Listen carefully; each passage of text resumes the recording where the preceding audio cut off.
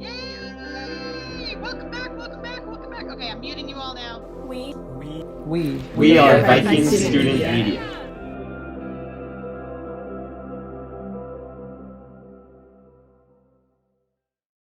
Good morning, Vikings. Welcome back to VNN. I'm Miko Johnson. And I'm Camila Rivard, and we are here to bring you the news you need to know, Want to know, and should know to get you through your week. Hey Vikings! Recently in our PLF community, one of our beloved animal shelters, Sunny Skies Animal Rescue, has faced an electrical fire. Sunny Skies has been impacted and left without electricity or heat. Because of this, animals have been relocated to foster families and homes, because of their building being unavailable during this time. Please consider helping Sunny Skies through this difficult, stressful time they are currently facing by donating to their PayPal link, Chewy, Amazon wishlist, or even stopping by to adopt a furry friend. For more updates or information, visit the Sunny Skies Animal Rescue's Facebook page or website. the PHS pool is starting limited lap swim and water walking programs and are now taking online reservations. Currently, there are Tuesday and Thursday mornings available from 6 a.m. to 7 a.m. before school and if you're needing some workout time. There are also evening and Saturday times as well. Public swim program and registration information can be found at the Puyallup High School website. Go to Activities and Athletics and select Pool. You can also follow the link listed below. HOSA will be hosting a blood drive on Friday, February 26th from 8 a.m. to 3 p.m. Appointments are scheduled in 15-minute intervals to accommodate social distancing procedures. Students will have to complete a COVID screening. Students under the age of 18 must complete a permission form and bring it with them at the time of their appointment. Please visit the link below to sign up. Here's Viking Student Media's Orion Tot to give you a quick update on the debate team. Debate has been at PHS for a long time, but we haven't heard much from them since the pandemic started. I have talked with Mrs. Sherry and some of the students engaging in debate to see what has been going on with the debate team. But I do think it's lost a lot of its, what made it debate, because it's just naturally very social activity. So I think not being able to go to the tournaments in person and not having that in-person experience with laps has definitely subtracted a lot of the fun value from debate. It's changed a lot. I really miss actual tournaments, like the bonding and making my friends and making friends from other teams. Debating, doing my speeches and stuff hasn't really changed. I'm still getting judged and having my rounds and having finals and stuff.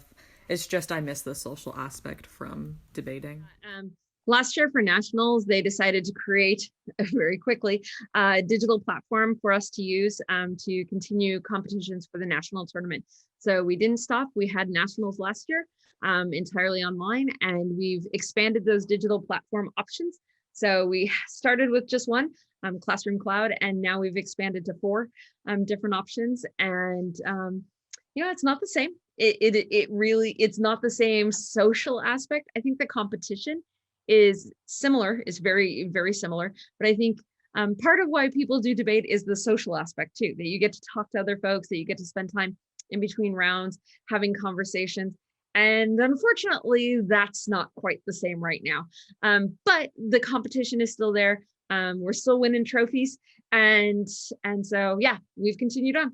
I think why I enjoy debate so much is bonding with the younger students, or bonding with the older students, just bonding with people, bonding with my team. And we didn't really get to do that this year because it was virtual. So that was kind of sad. So we have Lauren's been red hot. Lauren has 2 different competitive pieces that she's been working on. She's qualified for state. She's qualified for the National Individual Event Tournament of Champions in 2 different events, both oratory and programmed oral interpretation. She has won first place at every single tournament we've been to.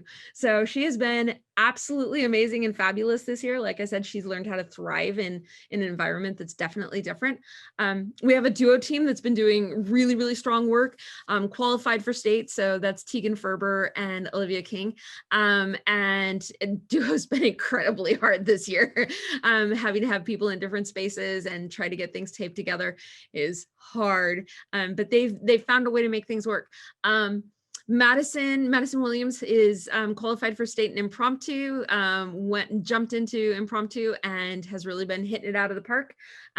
We have a couple of juniors that have qualified for state in public forum, so went to semifinals at the District 3 tournament, and are hopefully qualified for state. We'll find out in a month. All the points get put together and we'll find out for sure in a month, but right now they are. And that's Reese Halverson and Claire Mayer.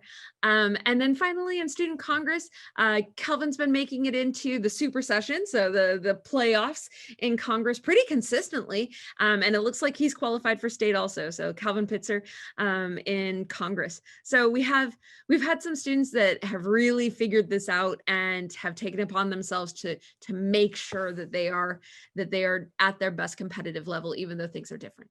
I mean, if you are thinking about doing debate, I definitely do it. I think it has a lot of value just in life, understanding how to form a proper argument and understanding how to listen to arguments, and I think it does have a lot of value, so definitely sign up for it if you haven't. And from that, I wish the debate team the best of luck for the future. And this has been Orion Tott for Viking Student Media. Thanks, Orion. The district has recently announced that secondary schools will be moving into a hybrid schedule starting March 2nd.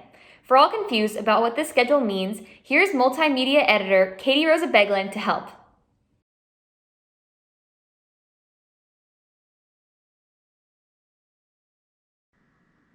This school year has been untraditional and undoubtedly difficult for staff and students alike. While throughout first semester, almost all students attended classes virtually, we are beginning second semester with new plans in store. A hybrid schedule has been finalized for secondary schools. This schedule can be a bit confusing, so today we are going to attempt to answer two questions. What is the hybrid schedule, and how does it work? The hybrid schedule will include all students who have opted to take the part online, part in-person learning system. The schedule will divide said students into 4 groups or cohorts: Cohort A, Cohort B, Cohort C, or Cohort D. Each student will attend 2 half-day classes in person every other week. Using a March of 2021 calendar as an example, Cohorts A and B will attend classes in person during the first and third weeks of the month. Cohorts C and D will attend classes in person during the second and fourth week of the month. In order to accommodate the online schooling as well as in-person schooling, all online classes will take place in the morning and all in-person classes will take place in the afternoon. The in-person school day will begin at 12:05 and end at 2:45. Mondays will be the same for every single student. All students will attend all 6 classes, live and online. You will go to Teams for periods 1, 2, and 3, go to lunch, and return back to Teams for 4, 5, and 6. The rest of the week is determined by whether you are in Cohort A, B, C, or D. Unfortunately, to keep matters as equitable as possible, one cannot request which cohort they are in. While attending classes at school, students need to be prepared to follow the proper safety precautions in order to keep us all safe as we re-enter the building. And when we come back as a school, we're going to have some social agreement about it's everybody's responsibility to keep everybody safe. And so it's going to be an expectation that you are wearing a mask when you're on campus at all times, that we're going to have some directional signs. There's going to be one-way hallways and doorways and stairwells, and we're going to expect people to keep their distance from one another, and some of those sort of social norms that we're going to have to establish and expect everybody to do it in the name of safety for their peers and that sort of thing. Thank you so much for joining us on this week's episode of VNN, and we'll see you next week, Vikes. Stay purple, Vikes.